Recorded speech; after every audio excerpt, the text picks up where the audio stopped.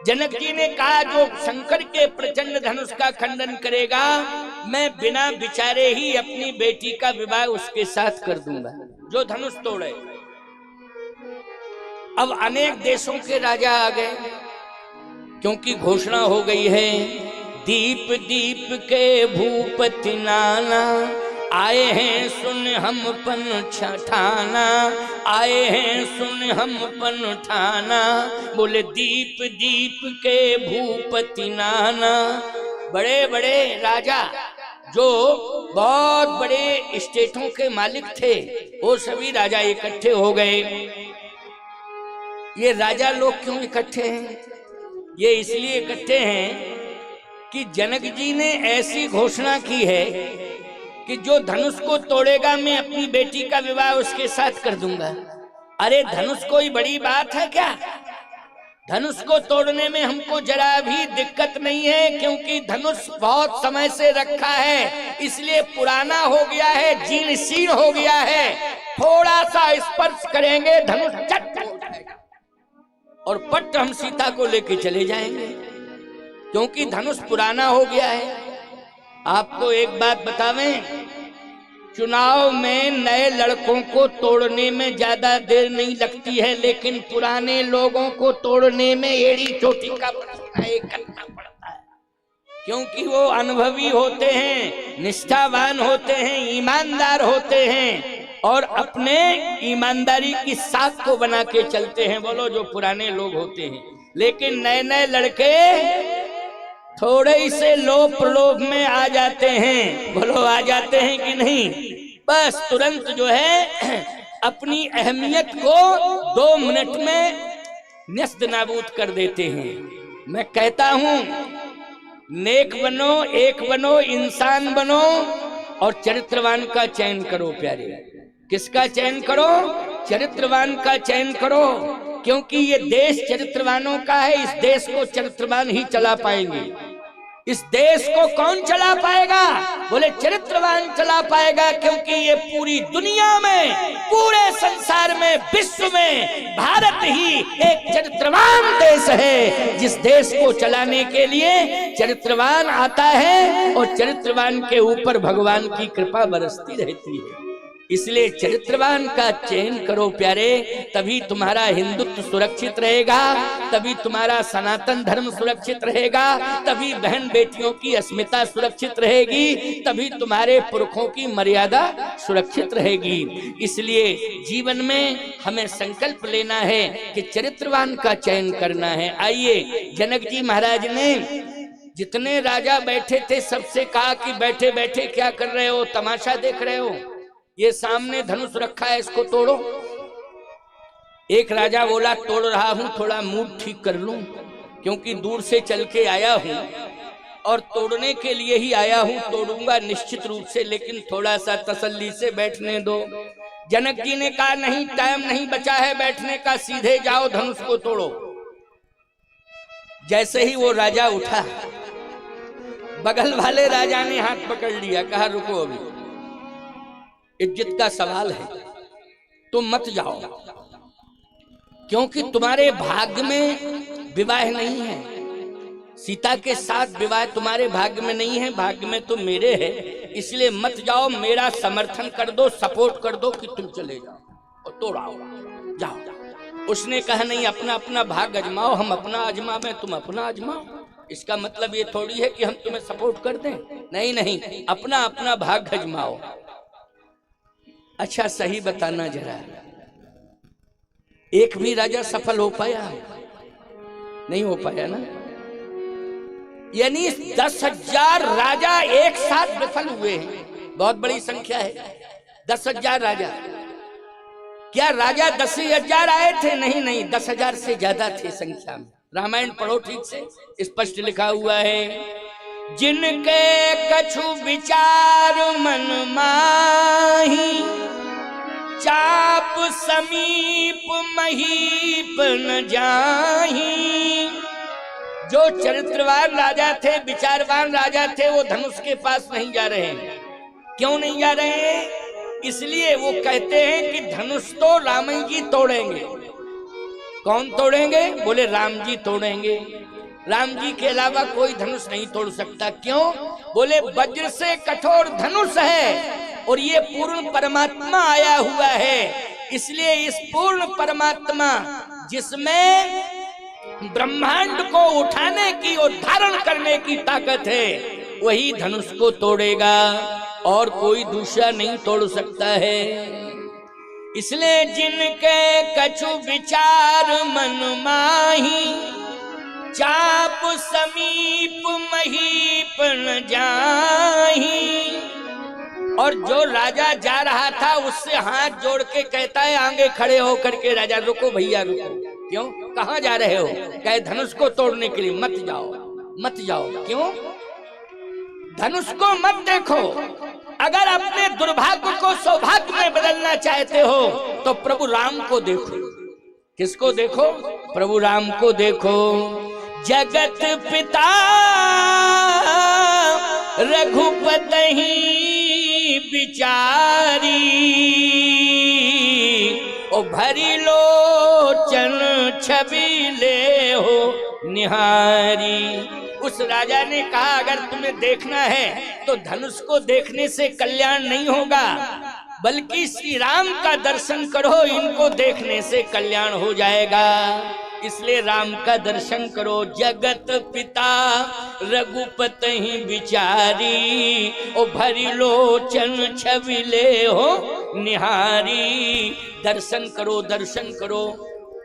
अच्छा एक बात बताओ, तुम्हारी आंखें भगवान के दर्शन के लिए बनी है कि नहीं बनी है? किसके लिए?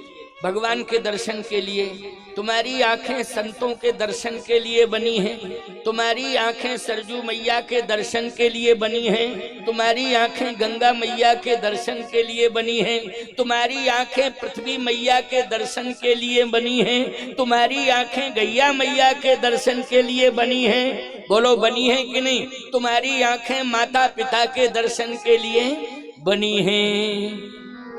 इसलिए पवित्र संबंध जोड़ो इन आंखों से, उसी को देखो जिससे तुम पवित्र संबंध जोड़ सकते हो। ये आंखें पवित्रता के लिए हैं, ये आंखें भगवान के दर्शन के लिए हैं।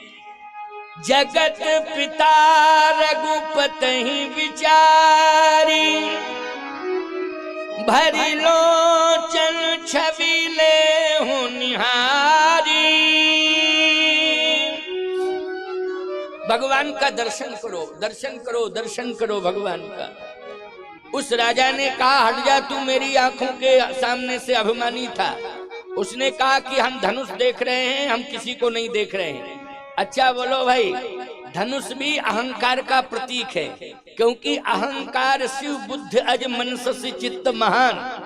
बोले शिव जी अहंकार के देवता हैं, ब्रह्मा जी बुद्धि के देवता हैं और चंद्रमा मन का देवता है, और ये शंकर जी का धनुष है, इसलिए अहंकार का प्रतीक है। और आप सब जानते हो, अहंकारी कभी भी भगवान को देखना पसंद नहीं करता है। वो भगवान को नहीं देखता है अहंकारी, वो किसे देखता है? याद रखना, अहंकारी अहंकार को ही देखता है, उसे अहंकार ही दिखाई देता है। अहंकार के अलावा और कुछ भी दिखाई नहीं देता है दुनिया में। इसलिए धनुष ही दिखाई दे रहा है अहंकारी राजाओं को, क्योंकि वो अहंकार का प्रतीक है। अहंकारी को अहंकार दिखाई देता है। अब विचारवान श्रोताओं विचार करना। उस राजा ने कहा कि जगत माता जानकी है, जगत पिता प्रभु राम है, दोनों के दर्शन से कल्याण है। अहंकारी राजा ने कहा, हट जा मेरी आंखों के सामने, तू कर ले जगत पिता का और जगत माता का दर्शन। मैं तो धनुष के पास जाऊंगा और धनुष को उठाऊंगा, तोड़ूंगा और सीता के साथ नाता जोड़ूंगा और ले जाऊंगा।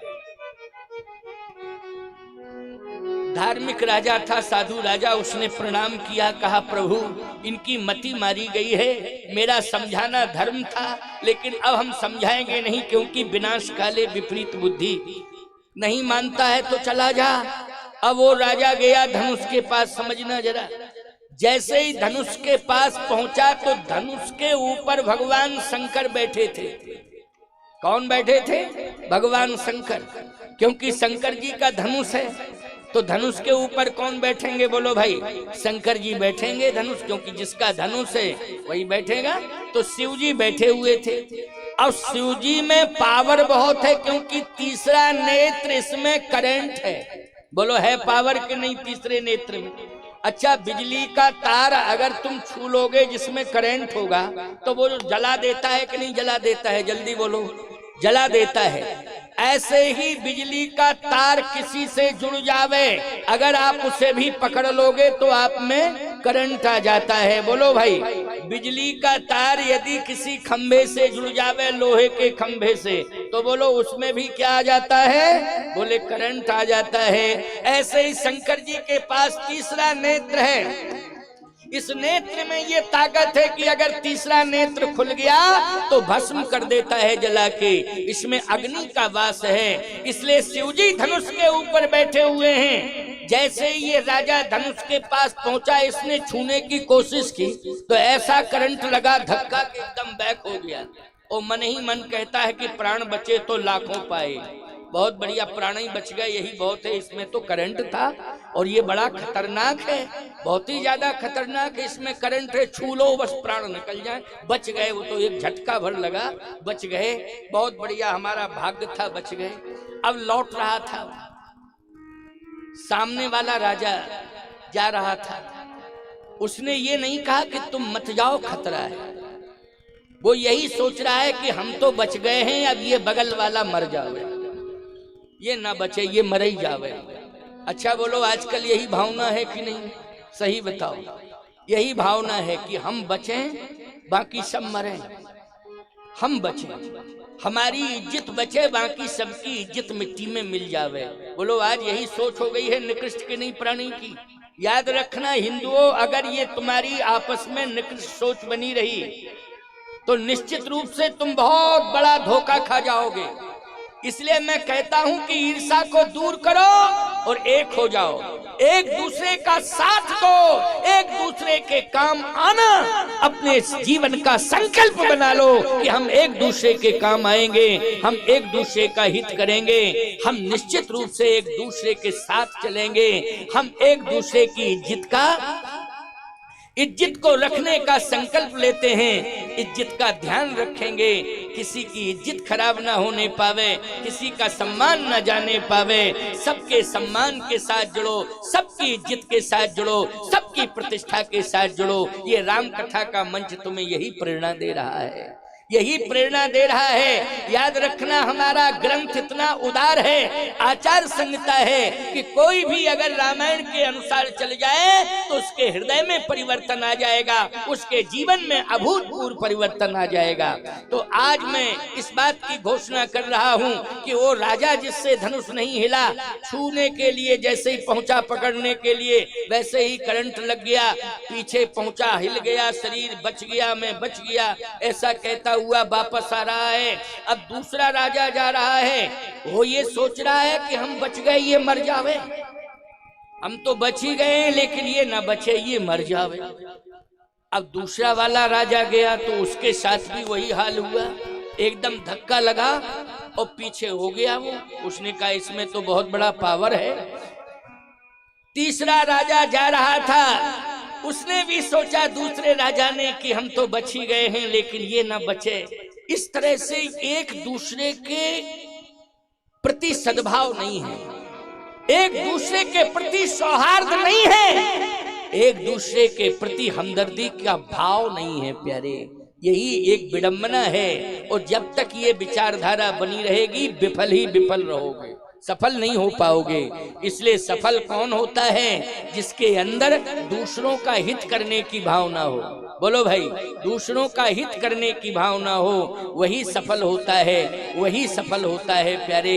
हिंदुस्तान की विशेषता यही है और रही है, लेकिन आज हम सब इस परंपरा से दूर होते जा रहे हैं। निश्चित रूप से हमारे जीवन का बहुत बड़ा नुकसान हो रहा है, हमारे जीवन में बहुत बड़ी कमियां आती जा रही हैं, क्योंकि हम रामायण की परंपरा से कोसों दूर होते जा रहे हैं। हमें रामायण की परंपरा से जुड़ने की आवश्यकता है। रामचरितमानस शिक्षा देती है कि भगवान श्री राम ने सबको जोड़ा है, सबकी समस्याओं को सुना है, सबके समस्याओं को सुन करके दूर किया है प्रभु राम ने। ये राम का रामत्व है। इन राजाओं ने तो समस्या में समस्या पैदा कर दी है।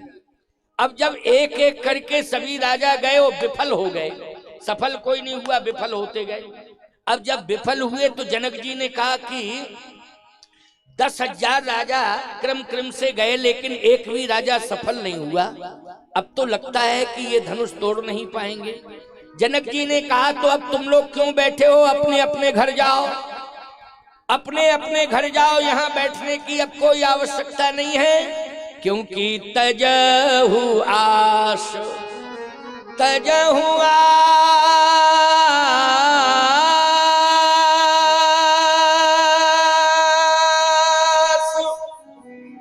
निज निज ग्रही जाहू, और लिखा न विधि बई देहि विवाहु। जाओ, अपने अपने घर जाओ, क्योंकि तुम लोगों ने धनुष हिला तक नहीं पाया, इसलिए अब इस सभा में बैठने की आवश्यकता नहीं है, अपने अपने घर जाओ। लिखा न विधि देहि विवाहु। राजाओं ने कहा नहीं जाएंगे, नहीं जाएंगे, नहीं जाएंगे। जनक जी ने कहा जब धनुष नहीं तोड़ पाए तो बैठे क्यों? उन राजाओं ने कहा कि हम इसलिए बैठे हैं कि अभी आशा बंधी है, आशा बंधी है, आशा बंधी है। किस बात की आशा बंधी है? बोले अभी हम फुटकर गए हैं, अब हम महागठबंधन बना के जाएंगे और सफल हो जाएंगे। अच्छा बोलो भाई, क्या ये महागठबंधन सफल हो पाएगा? सोचो जरा, विचार करो। 10,000 राजा एक साथ गए। जनक जी ने कहा अच्छा ये भी देख लो, कोई बात नहीं, कोई बात नहीं, ये भी देख लो, अपनी ताकत आजमा लो, हमें कोई दिक्कत नहीं। 10,000 राजा एक साथ गए, और जैसे ही 10,000 राजाओं ने एक साथ आक्रमण किया तो शंकर जी ने अपनी पूरी ताकत लगा दी, पूरी ताकत लगा दी भगवान शंकर ने। अब मैं आपसे पूछना चाहता हूं, शंकर जी अगर संकल्प ले लें कि मैं इसकी रक्षा करूंगा, तो संसार जो है एक साथ आक्रमण कर दे, लेकिन उस व्यक्ति का कुछ नहीं बिगाड़ पाएगा। बोलो भाई, जब शंकर जी रक्षा कर रहे हैं तो पूरी दुनिया उस पर टूट पड़े, लेकिन उसका बाल बांका होने वाला नहीं है। और यही हुआ है कि शंकर जी ने अपनी पूरी ताकत लगा दी। 10,000 राजा एक साथ आक्रमण किए हैं धनुष पर। गोस्वामी जी कहते हैं डगये न शंभु, डगये न शंभु सरासन कैसे,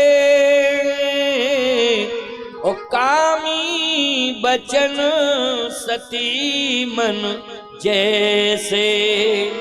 डगये न शंभु सरासन कैसे, कामी बचन सती मन जैसे। भगवान शंकर का धनुष बिल्कुल भी नहीं हिला। 10,000 राजाओं ने पूरी ताकत लगा दी, शंकर जी ने पूरी तरह से धनुष की रक्षा की है और धनुष को पूरी तरह से संभाल लिया है, पकड़ लिया है। तो डगये न शंभु सरासन कैसे, ओ कामी बचन सती मन जैसे। अच्छी सोच लेकर के जाओगे तो शंकर जी तुम्हारे सहयोगी बनेंगे। जो 10,000 लोग काम नहीं कर पाएंगे, अकेले तुम कर लोगे। अगर अच्छी सोच लेके जाओगे तो शिव जी रक्षा करेंगे, सहयोग करेंगे, सफलता मिल जाएगी। और यदि गलत सोच करके जाओगे तो 10,000 नहीं 10 लाख भी जाओगे तब भी सफल नहीं हो पाओगे। इसलिए हमेशा अच्छी सोच लेके चलना चाहिए। ये राजाओं की सोच अच्छी नहीं है, इसलिए शंकर जी ने कहा तुम सफल हो ही नहीं सकते हो, सफल नहीं हो सकते हो, चाहे जितनी ताकत लगा लो, लेकिन सफल नहीं हो पाओगे। और वास्तव में 10,000 राजा सिर झुका के वापस आ गए। जनक जी ने कहा अब जाओ। राजाओं ने कहा अब भी नहीं जाएंगे। जनक जी ने कहा जब 10,000 मिलके सफल नहीं हुए तो अब क्यों नहीं जाओगे? उन राजाओं ने कहा हम इसलिए बैठे हैं कि अब ये देख रहे हैं कि आखिर धनुष कौन तोड़ता है। अगर हम धनुष नहीं तोड़ पाए हैं तो कम से कम धनुष तोड़ने वाले से तो युद्ध कर ही सकते हैं। इतनी ताकत तो हमारे अंदर है ही है। कितने अज्ञानी हैं, कितने मूर्ख हैं। सोचो जरा, जब तुम 10,000 मिलके कुछ नहीं बिगाड़ पाए हो और जो धनुष तोड़ेगा वो साधारण नहीं होगा, वो साधारण तो हो नहीं सकता है। उसे चैलेंज देना ये महामूर्खता है, ये महामूर्खता है उसे चैलेंज देना।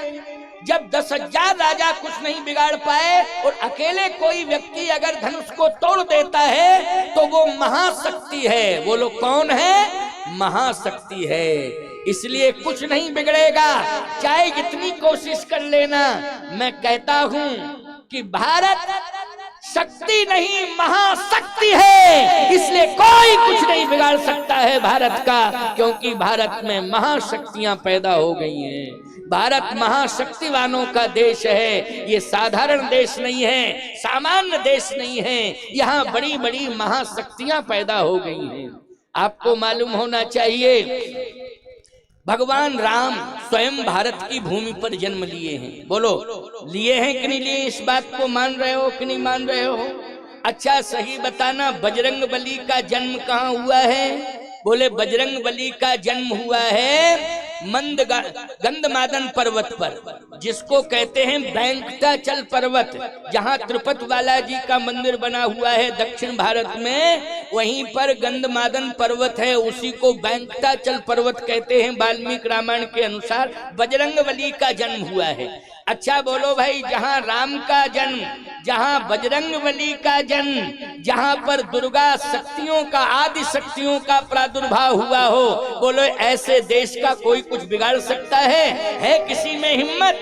इसलिए मैं कहना चाहता हूँ ये भारत बजरंगबली का देश है, ये भारत आदि शक्तियों का देश है, ये भारत भगवान राम का देश है, ये कृष्ण का देश है। इसलिए इसका कुछ भी बिगड़ने वाला नहीं है। आज 10,000 राजा एक साथ गए लेकिन विफल हो गए। अब जब विफल हुए तो ध्यान से सुनना, बड़ी बढ़िया बात है। जनक जी ने कहा कि अब ये जा नहीं रहे हैं तो अब क्या किया जाए?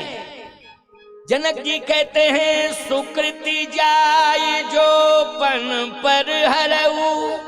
क्या मैं ये कह दूं कि मैंने धनुष यज्ञ का कार्यक्रम कैंसिल कर दिया है? ये मैं घोषणा करूं? ये मैं घोषणा नहीं कर सकता हूं कि मैंने धनुष यज्ञ का कार्यक्रम कैंसिल कर दिया है। क्यों? इसलिए कि धनुष यज्ञ सुन रघुकुल नाथा।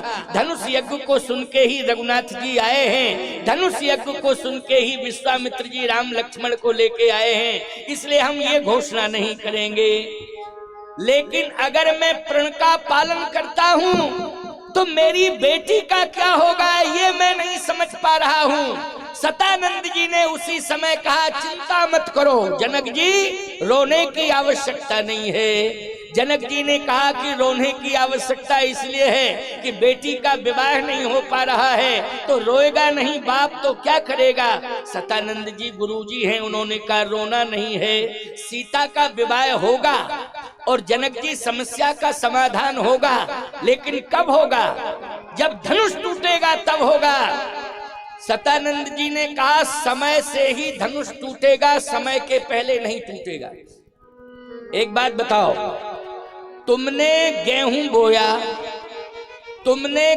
बोया, लेकिन मैं एक बात कह रहा हूं, आप ध्यान से सुनना।